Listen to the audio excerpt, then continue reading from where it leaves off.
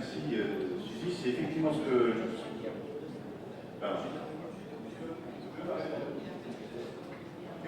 Judor après. Oui. Oui, je souhaitais faire deux observations. La première, je vous dis qu'on a le temps pour faire des projets. Moi, je dis, en qualité d'administrateur étudiant, j'ai saisi le conseil d'administration sur la question de la loi ESR.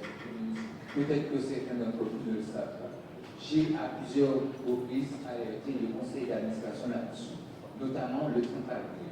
Moi, j'ai formulé des observations. Malheureusement, la gouvernance ne se nous préoccupait pas de cette loi, parce qu'elle pensait que par l'ordonnance, elle aurait pu tout obtenir. J'avais alerté le CIA qu'il fallait intervenir sur cette loi pour pouvoir l'aménager, pour permettre qu'il y ait des dispositions qui correspondent à nos aspirations et à nos besoins. Ça n'a pas été fait, ça n'a pas été retenu. On nous dit qu'on a encore le temps. On a entendu que la loi soit votée.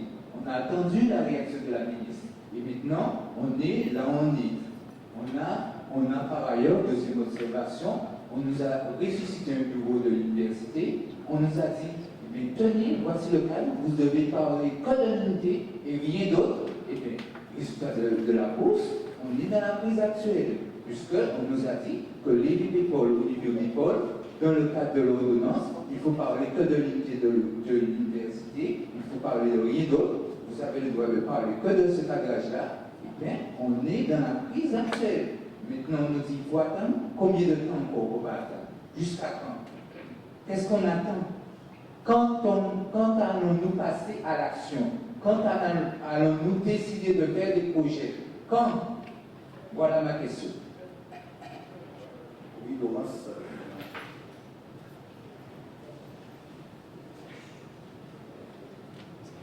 Donc, Laurent Sandana, enseignant-chercheur à la fac de sciences. Donc, moi, je pense qu'effectivement, comme Atimax, et d'ailleurs pour être ancienne enseignant-chercheur de l'UFM, ce que j'apprécie à l'UFM, je dis ça parce qu'il est là, mais je dis ça quand il n'est pas là, ce qu'arrivait à faire Max Orville, c'est qu'en fait, il arrivait à faire bloquer des journées de 2 jours, 3 jours, pour qu'en fait l'établissement discute de son projet d'établissement. Moi, il me semble que dans la situation où on est, c'est peut-être alors le suspect, je suis d'accord avec vous, mais peut-être qu'on peut profiter de cette action-là aussi pour faire cette proposition, c'est que notre établissement soit bloqué pendant 2 jours, 3 jours, le temps qu'il faut pour qu'on se réunisse pour discuter des projets. Parce qu'il est évident que si votre secrétaire, Nicole Rosuel, doit faire la pauvre en bilan de ce qui a été dit maintenant, en fait, on n'a pas dit grand-chose, on s'est exprimé, c'est bien, mais c'est difficile de mettre en avant des actions. Et on ne pourra pas mettre des actions en avant maintenant, parce que de toute façon, c'est trop compliqué. Donc, il faut bien qu'on arrive à se réunir ensemble, et la dernière, quand Jacques Monnier a fait son assemblée, son dossier qui est sorti, qu'on arrive à bloquer des journées, parce qu'effectivement, la situation est suffisamment grave, pour voir ce que vous proposez comme projet d'établissement. Maintenant, je reviens à ce qu'ont dit certaines personnes aussi. C'est vrai que moi, en tant qu'universitaire, j'ai été extrêmement choquée de ce qu'a fait la ministre au dos de notre présidente de l'université et des instances de l'université. Donc je pense qu'effectivement, qu'au sein de l'université, la communauté universitaire, je ne sais pas si c'est l'individu lambda universitaire se manifeste parce qu'il trouve ça inadmissible, je ne prends pas la défense des politiques, des signes de la Guyane. Je dis juste que par principe, c'est inadmissible. Et qu'effectivement, on devrait aussi réussir à faire quelque chose. Il y a des gens qui ont fait des actions séparées. Il me semble qu'on pourrait faire une action groupée par rapport à ça. Et je pense qu'effectivement, des séminaires, des journées séminaires, on peut couper 3 jours de cours, ça va pas nous prendre.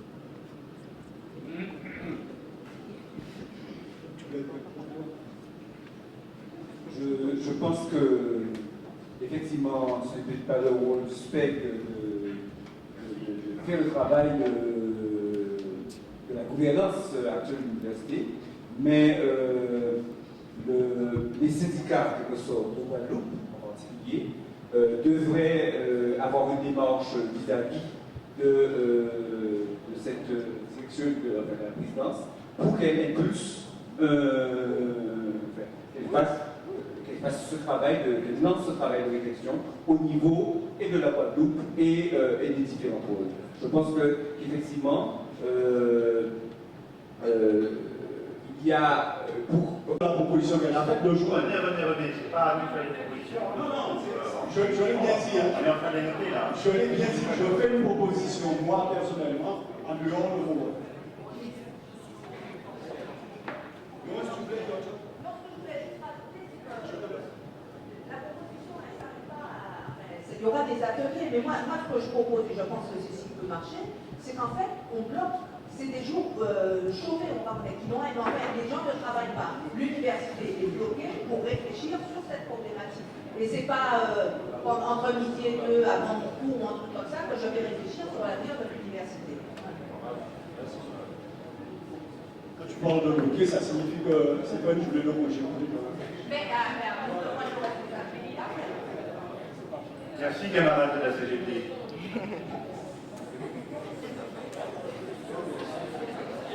Je voulais quand même qu'il y ait des membres de la gouvernance actuelle présents dans la salle, mais je suis quand même. Je m'interroge quand même, parce que il y a quand même une truc qui me camoufle la ministre, et il y a un silence apparent, bien apparent, de la gouvernance, sur ça, et les projets de la gouvernance. Il y a un silence apparent. J'espère quand même, mais j'espère entendre aussi des par exemple, savoir qu'est-ce qui est prévu officiellement pour la gouvernance pour gérer cette situation. Parce que pour l'instant, on n'a pas de formation récente. Donc, nous devons ça de gouvernance, ce qui est prévu. Et ensuite, qui est gouvernance? Je parle de moi, je fais après le chapitre. Je n'entendais pas forcément la gouvernance décide pour nous. Je pense que nous, on s'organise, on a notre activité. On va parler assez de ce mais nous aussi, on devrait s'organiser pour pouvoir discuter de notre avenir. Mais j'aimerais quand même entendre aussi des membres de la gouvernance sur les propositions actuelles de gestion de crise. Comment la gouvernance peut pas gérer la crise? C'est pas une manière du spectre de... Non, moi, la question, c'est pas ça. La question, c'est nécessaire.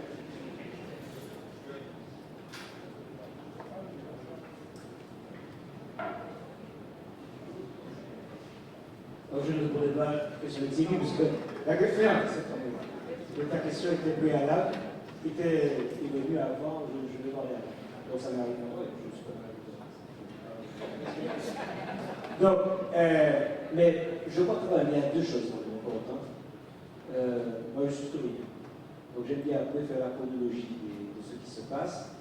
Et je crois que le dernier, c'est la présidence a été élue, la première sacrée a été élue en janvier 2013. Nous sommes en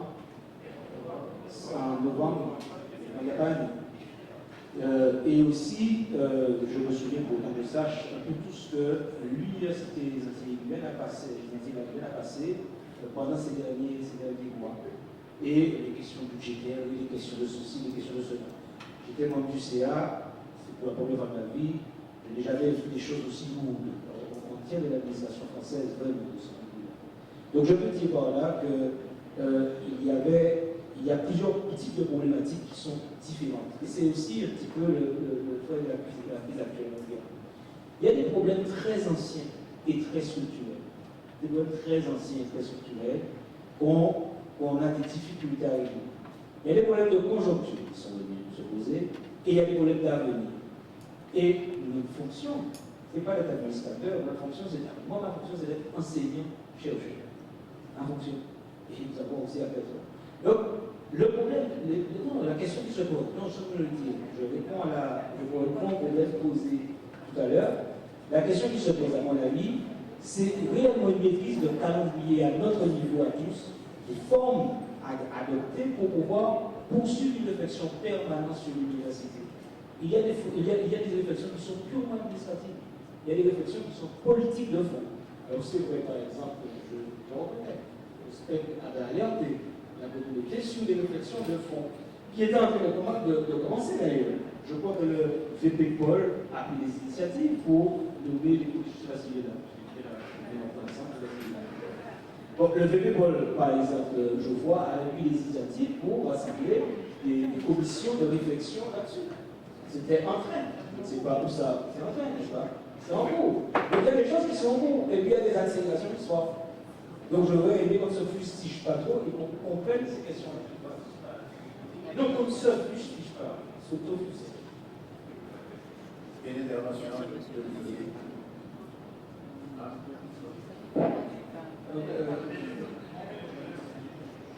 Opinion, c'était vous avez des étudiants civils. Moi, je me pose la question, depuis 83, qu'est-ce que la Côte va gagner dans cette entreprise, dans l'université des Antilles d'Afrique? Parce que, moi, c'est ma question, qu'est-ce qu'on a gagné à être dans l'université des Antilles d'Afrique?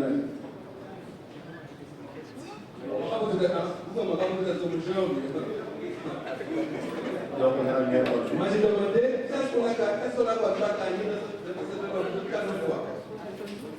Voilà. Alors,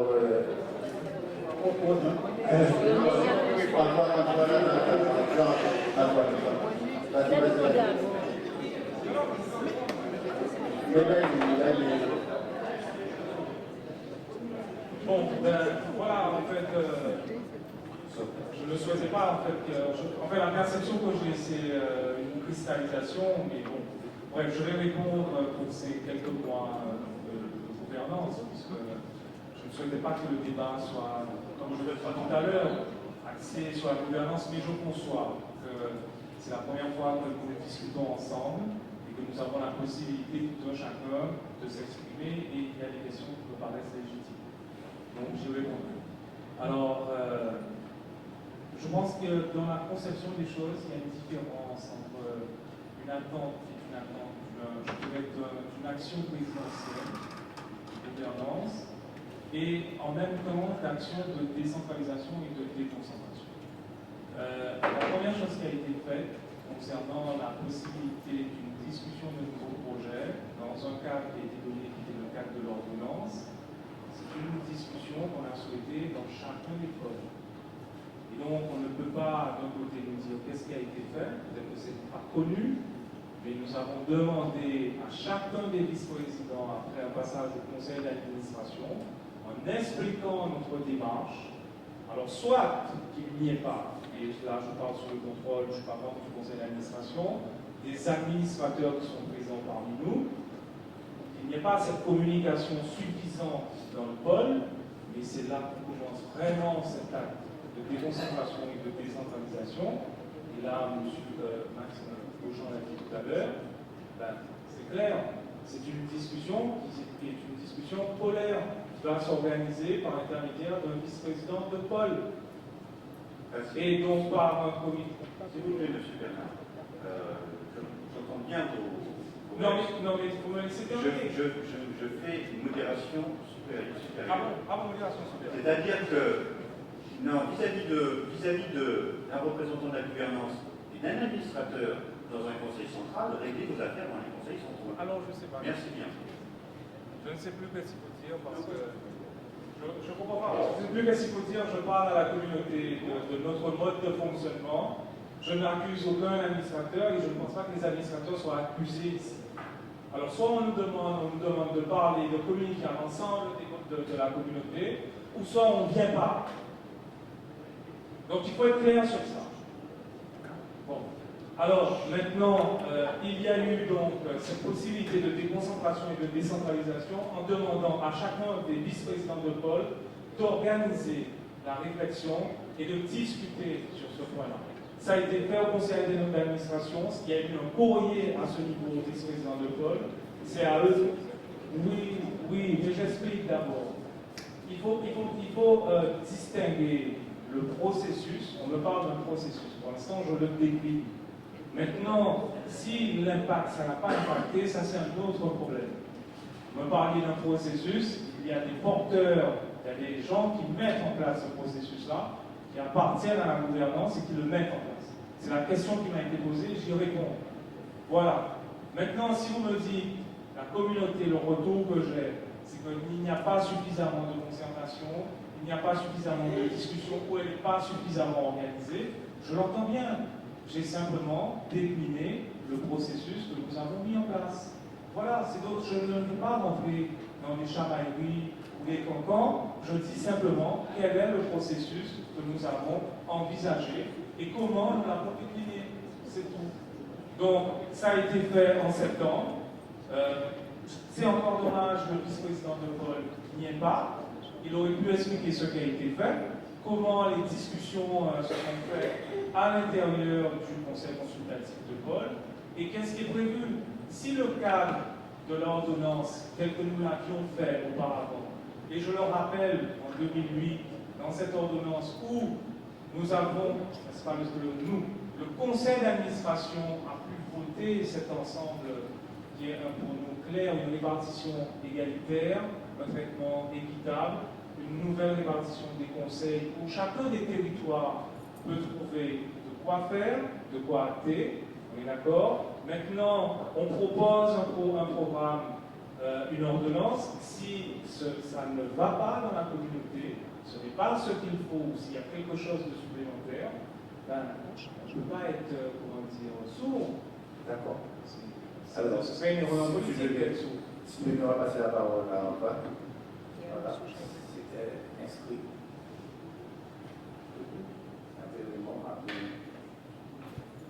C'était juste pour répondre à Thierry, de dire que 6 des vice-présidents statutaires de cette université, c'est-à-dire 6 sur 7.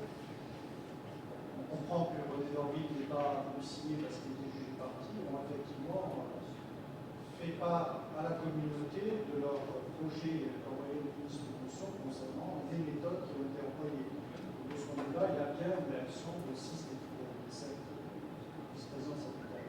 Je rappelle, vice-président du conseil scientifique, du CEFI, le vice-président étudiant et 3 vice-présidents étudiants locaux. Donc elle existe cette réaction.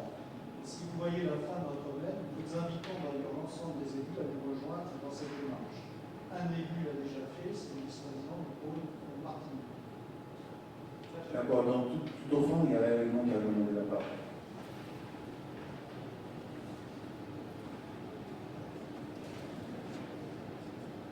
Bon, moi Germain, 5 professeurs d'éducation physique et sportive responsable du FIAPS. En fait, j'ai écouté avec beaucoup d'attention tout le monde, même si on n'est pas très nombreux cet après-midi, mais peut-être qu'on n'est pas nombreux, mais ils ont de bonnes idées. Donc tous les collègues qui ont fait des compositions tout à l'heure, moi ce qui m'intéresse actuellement, puisque maintenant on est tous au fait, c'est vrai que je suis assez près du STEC, je suis syndiqué, donc je sais un petit peu de quoi on parle, mais c'est vrai qu'on sait qu'on a des échéances, on a un calendrier à établir pour arriver à l'autonomie. On ne peut pas y échapper. Maintenant, on va travailler dessus. Il y aura des réunions, peut-être 3 jours, 4 jours, une semaine. Ce que je voulais dire, c'est l'immédiateté. C'est tout de suite. J'ai l'impression que l'UAG est mort. On l'a dit lundi. L'UAG est mort, il n'y a plus de G et qu'il n'y a plus rien. Jimmy, tu me dis oui, mais tu es responsable étudiant. Et moi, quand j'interroge les étudiants sur ce qui se passe, on n'est pas en crise en Guadeloupe. On est bien. On n'est pas en crise. On est inquiet. On est inquiet. On est inquiet pourquoi? Parce qu'on n'est pas informé.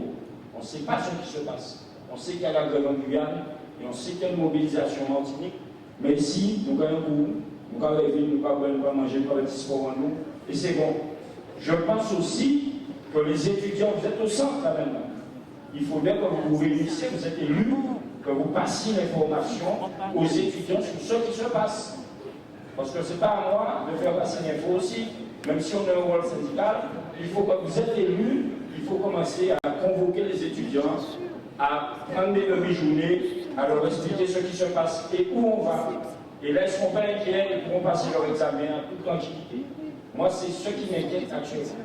Maintenant, j'ai compris les échéances au niveau calendrier, au niveau des contenus, les moyens qu'on va se donner pour y arriver. Donc, ça sera à nous de déterminer tout ça. Mais maintenant, il faut penser aussi aux étudiants. Moi, je sais, je lis leur inquiétude actuellement. Et on n'est pas en crise, hein. Mais c'est vrai que les plus avertis sont inquiets. OK?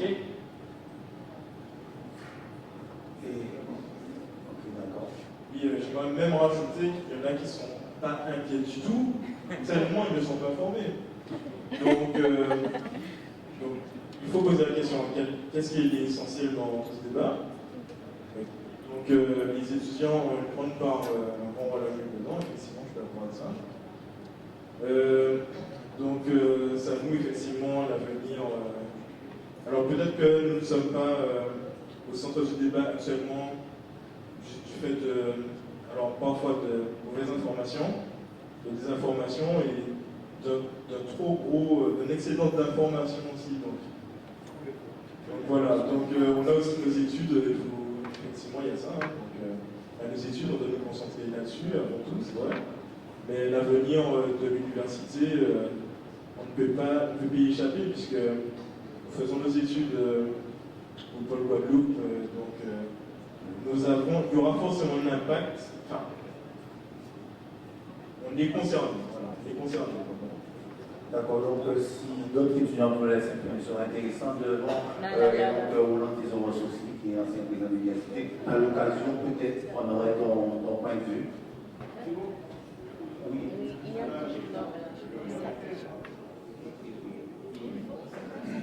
Roland Thésaurus,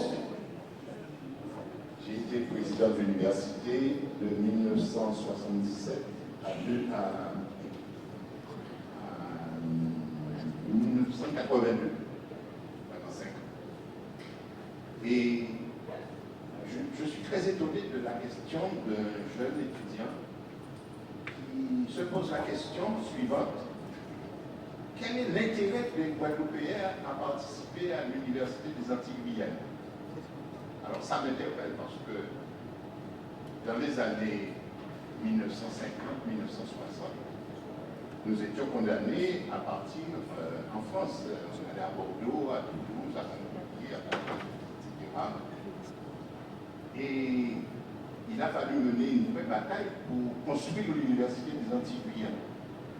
Quand je dis bataille, c'est-à-dire avec tous les moyens du bord, y compris les moyens patriotiques. J'appelle ça patriotique. Alors, bien sûr, cette université, elle s'est faite de briques et de brocs.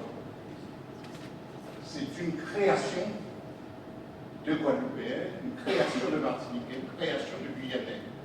Il a fallu mettre la main à la pâte, quelquefois remuer la boue, pour pouvoir bâtir cette université. En fait, avant 1971, il n'y avait rien. Il y avait une institution en Martinique, créée en 1883, où il y a quelques étudiants qui faisaient une licence en droit. Et après, c'était terminé. Donc, cette UAG a été construite. Vraiment, c'est une construction sociale, avec des Guyanais, avec des Martiniquais, des Guadeloupéens, en mettant par-ci, par-là des moyens humains, d'investissement de toutes sortes. Et lorsqu'elle a été créée dans les années 1970-71, il a fallu sacrifier quelquefois nos carrières pour gérer l'établissement, en faire un établissement de plein exercice, parce que c'était un centre universitaire des Antilles Guyanes. Nous étions encore la plaquette des années 70, où nous donnions aux étudiants, ils étaient très peu nombreux, cette plaquette expliquant ce qu'est une université. Alors je comprends la question de cet étudiant qui était interpellé par la participation éventuelle de la Guadeloupe à l'œuvre commune de l'Université des Antilles Guyanes. Je dis que c'est une œuvre qui a été portée à bout de bras par nos populations. Et en 1970, par exemple, 1970, ça fait 40 ans, et bien en 1970, il y avait deux tendances, aussi bien en Guadeloupe qu'en Martinique qu'en Guyane. Deux tendances très nettes. Une tendance qui préconisait la construction d'une université et une autre tendance qui estimait que ce n'était pas nécessaire. Un commerçant de Pointe-à-Pitre m'a dit en 1970, c'est 16 hectares de fouillole, pourquoi il est donné à l'enseignement supérieur, alors que c'est une région côtière, c'est une région touristique, on pourrait mettre des hôtels, on pourrait mettre des marinas, etc. Un commerçant connu de Pointe-à-Pitre. C'est-à-dire que dans l'esprit de la communauté guadeloupéenne, martiniquaise et guyanaise, il y avait deux tendances, et les deux tendances se sont affrontées. Je dis que la tendance patriotique, c'est elle qui a créé cette université anti-guyannaise. Et elle est on retrouve ces traces encore en Guadeloupe, en Martinique et en Guyane. Et la Guyane, excusez-moi de vous le dire, mais la Guyane a un sentiment irrédentiste depuis très longtemps. Avant même que je sois élu président de cette université, j'ai assuré des cours en mission à Cayenne et j'ai vu le comportement des Guyanais qui nous en voulaient beaucoup. Parce que Cayenne, c'était quoi?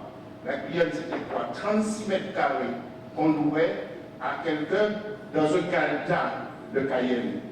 Et on déposait des livres, on déposait des archives et on faisait passer des examens en fin d'année en cours de mission. Et les Guyanais n'acceptaient pas cette situation, une situation où ils se sentaient complètement frustrés par les Guadeloupéens, par les Martiniquais.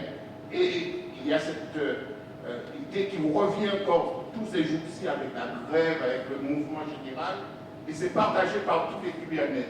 Ils veulent une autonomie universitaire, et je l'ai compris depuis très longtemps.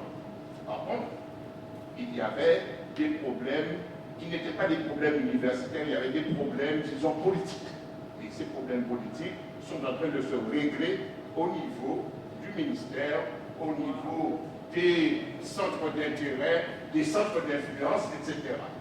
Donc, moi, ce que je veux dire à cet étudiant qui pose la question, oui, nous avons créé cette université anti-Guyane à bout de bras, nous l'avons portée sous les fonds baptismaux, nous l'avons développée et nous n'avons pas hésité à descendre dans la rue, à manifester notre volonté de faire de notre université un outil de développement où on enseigne, où on fait de la recherche, où on fait de la formation, etc. Donc, ce n'est pas du tout un acte, disons, inutile qui a été fait. C'est un dernier. Ok, merci beaucoup. Donc, il y a un étudiant. Un étudiant qui donne la parole.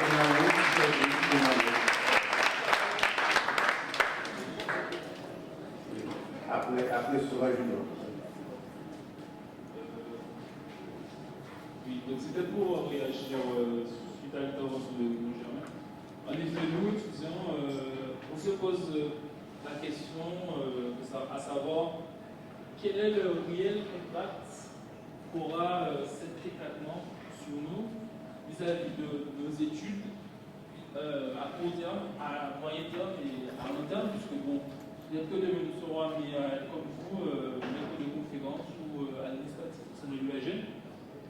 Et ça, c'était la première question. Et ensuite, je voudrais rajouter que bon, ça fait plaisir de participer à ce débat et surtout différentes interventions. On n'a pas un avis assez clair sur la question, puisqu'on entend parler de 10 millions de déficits, 90% d'éléments de gestion qui ont disparu. Bon, ça fait un peu, ça met en confusion notre esprit critique, surtout sur la question du fonctionnement de l'UAG. Donc nous, en tant qu'étudiants, on fait confiance aux administratifs sur la gestion de l'UAG. Mais voilà, je dis qu'à ce niveau-là, il y a déjà un mauvais exemple. Si on entend d'autres choses, ça bouille un peu l'esprit. Mais bon, la question centrale, c'est à savoir vraiment quel est l'impact que cette situation aura sur notre avenir et à court terme et à long terme. D'accord. Alors, sur la deuxième question, on n'a pas d'éléments là-dessus. Effectivement, soit on a trop dit, soit pas assez, mais on appartient justement aux instances dirigeantes de clarifier. Donc, on étudie en junior, après ce sera Jean-Pierre Saint-Jean.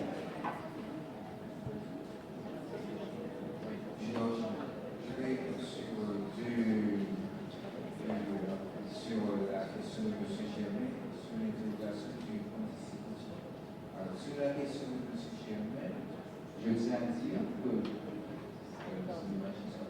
j'ai pour habitude de prendre mes décisions librement, sans pression et dans la sérénité.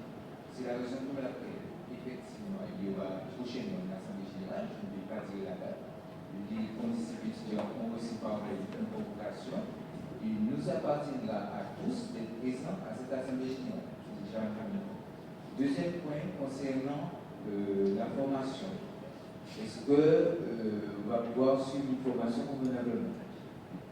Dans l'état actuel des choses, nous sommes une université des Antilles, malgré le fait qu'au début, il y avait le contrôle des anciens, il y avait le principe de complémentarité, de mutualisation des moyens. Ces principes-là ont perdu de leur ampleur et de leur efficacité même, ils sont presque plus appliqués. Ce qui m'amène à dire qu'on fait pratiquement tous, sur les trois pôles, on fait pratiquement les mêmes formations. On a des maquettes pédagogiques où la formation d'un bureau à un autre est pratiquement la même formation. Après, il reste à savoir l'impact qu'il pourra avoir lorsqu'il y aura une décision d'histoire. Est-ce que tout un chacun pourra faire les mêmes choses sur les mêmes sites?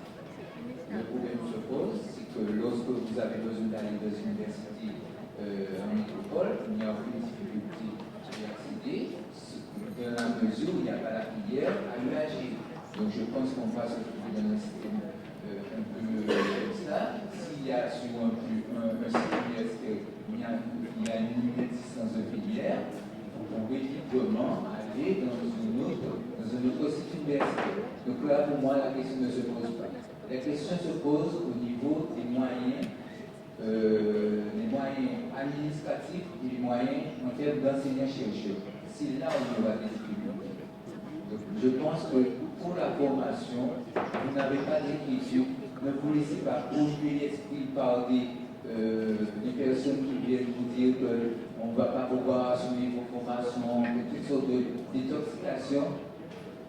Soyez assurés que ceux qui ont fondé l'université ont réalisé une bonne œuvre. On n'a pas mis ça en doute. C'est le président des autres. Ce que le camarade Fabien a voulu préciser dans sa question, c'est quel était l'apport, quel était le bénéfice, quel était le profit de ce que la Guadeloupe avait, le site universitaire de la Guadeloupe avait obtenu. C'est juste ça. On n'a pas remis en question l'apport. Nous vous remercions par ailleurs de tout ce que vous avez pu faire pour la création de cette université, mais il nous appartient à nous de prendre nos responsabilités pour apporter à bout de bras les projets qui sont amenés à évoluer. Nous vous remercions. Merci. Bien, alors très rapidement, je ne pourrais pas parler là pour ne pas trop localiser les choses, puis nous avons des très localistes à ce point que très localistes. Donc, une information comme elle, et qui est à mettre en relation avec la première intervention que j'ai faite, il y aura des dégâts collatéraux immédiats. Il y a des dégâts collatéraux immédiats. Le DPSH de Cyclone, je ne suis pas en mesure d'ouvrir le deuxième semestre. Ok?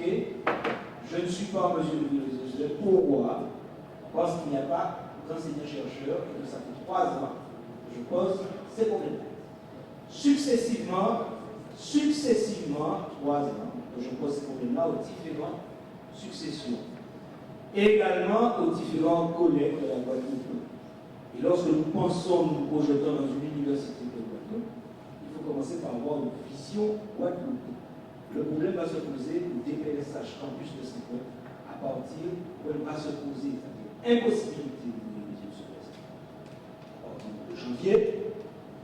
Et donc, à ce niveau-là, la semaine prochaine, c'est donc, le problème, il y a des dégâts collatéraux tout de suite, puisqu'il n'y a pas un fonctionnement, il n'y a pas une réponse ni administrative sur cette question-là qui est posée depuis très longtemps. Et il n'y a pas non plus prise en compte par l'ensemble du pôle de la Guadeloupe par cette question-là précisément. Donc, ça qui fait ça qui fait. Ce qui nous ramène à une définition concrète. Non seulement la capacité de penser, alors j'aime bien qu'on pense, il faut penser, pensons, mais réglons les problèmes de notre pôle. Parce que nous avons un pôle et M. Judor, le pôle Guadeloupe, ce n'est pas simplement Fouillol, ou ce n'est pas simplement un département disciplinaire. C'est l'ensemble de l'université qui est en Guadeloupe. Alors voilà le concret, je suis désolé, il y a au moins une partie des étudiants qui seront directement impactés dès tout de suite. Merci Jean-Pierre, mais je peux compléter aussi qu'il n'y aura pas qu'une partie des étudiants. La question se pose pour l'ensemble des personnels contractuels et du fonctionnement des instances décisionnelles et de la négociation. Là aussi, il faut qu'on réfléchisse à ça, les instances réfléchissent à ça, les organisations syndicales réfléchissent à ça. Comment on sort en négociation avec le ministère du tutelle de ces questions-là. Parce que le dysfonctionnement ou le non-fonctionnement des instances de gouvernance de l'établissement pose y compris des questions au CELU, au CELU dans son ensemble. C'est-à-dire qu'il faut qu'on aussi on négocie sans passer par la grève, autant que possible, mais qu'est-ce qu'on a comme offre de formation au 1er septembre 2014 15. Mais déjà, commençons par 2014. Qu'est-ce qu'on propose? Excuse-moi, d'après ce que j'ai compris, ce qu'a dit Jean-Pierre, c'est que faut que nous essayions au niveau du pôle de penser Guadeloupe et de penser Guadeloupe de toutes ces propositions. Et qu'il ne faudrait pas qu'il y ait des problèmes qui se posent et qu'il y ait des égoïsmes qui apparaissent et qui empêchent que le problème soit résolu. C'est un peu ce qu'il voulait dire, c'est un peu ce que j'ai compris. Et ça aussi, il faudrait que quand on met en place la discussion, tout ça, en disant. Hein? Je souhaiterais préciser quelque chose. Je souhaitais dire quelque chose, parce que j'ai entendu les dégâts collatéraux, etc.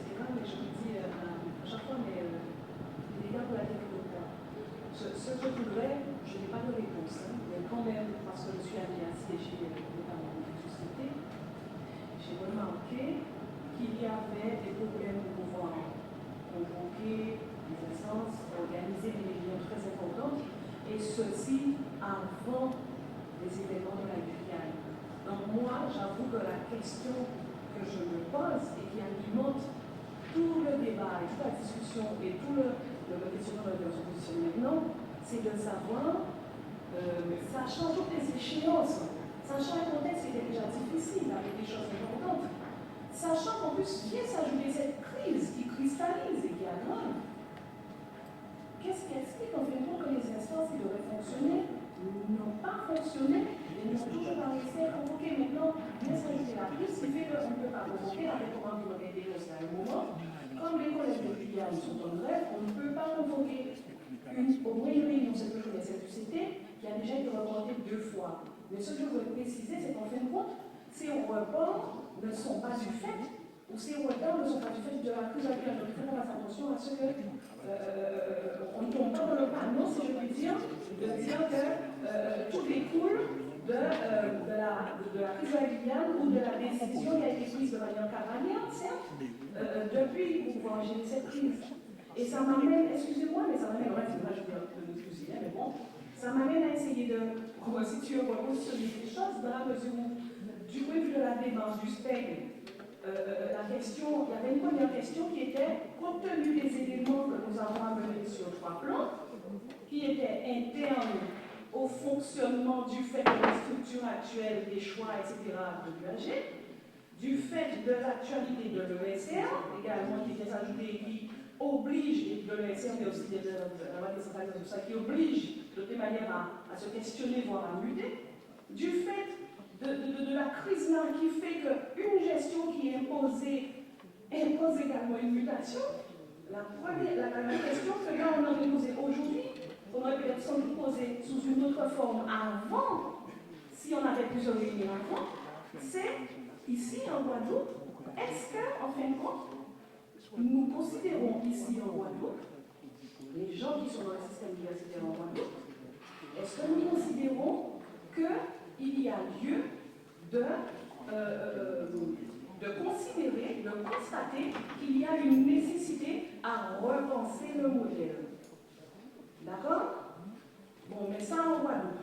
Sachant qu'il ne faut surtout pas, attention, cette question était déjà posée dans un autre contexte par la gouvernance de l'UAG. Elle était posée dans un contexte, elle a été cadrée.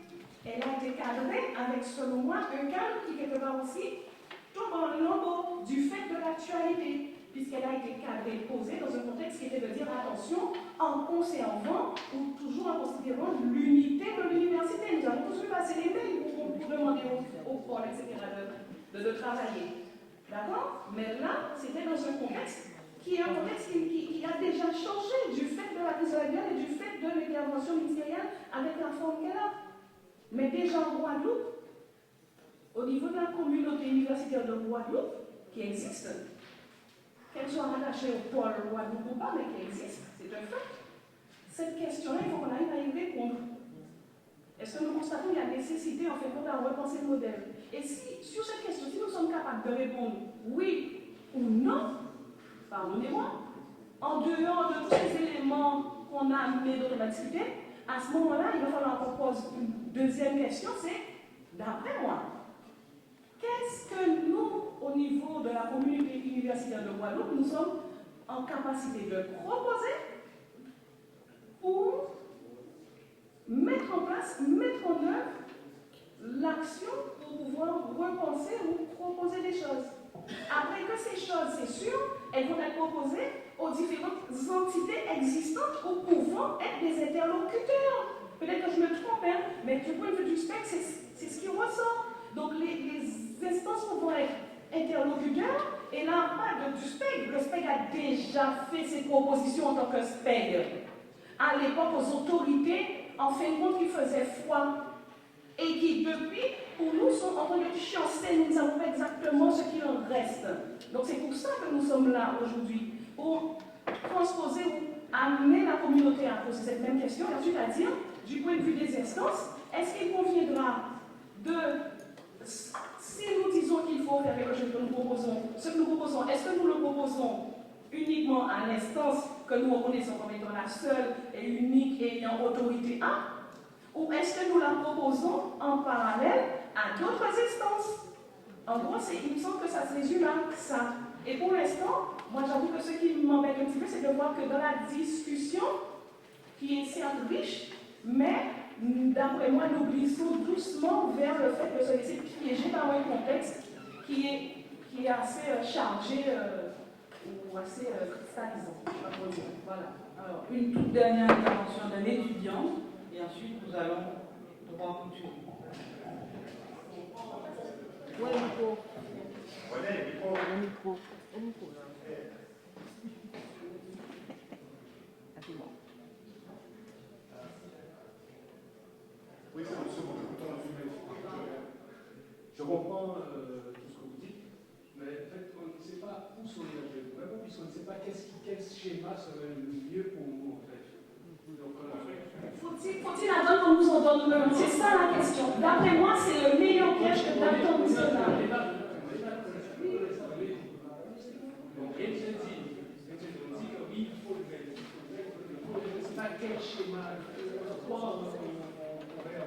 Justement, les étudiants ont proposé quelque chose.